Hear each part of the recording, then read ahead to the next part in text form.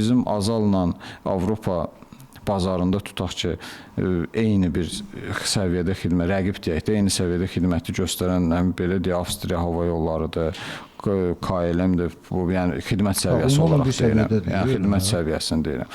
Yəni bu xidmət, onların aviabiletləri bir də Avropanın içində də ucuz deyil axı.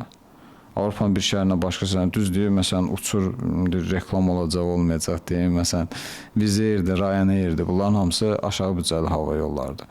Bunlar uçur, belə deyək, 20 evro, 30 evro, 50 evro, amma Avstriya hava yolları uçur 150 evroya, 200 evroya, bu qiymətlərdir.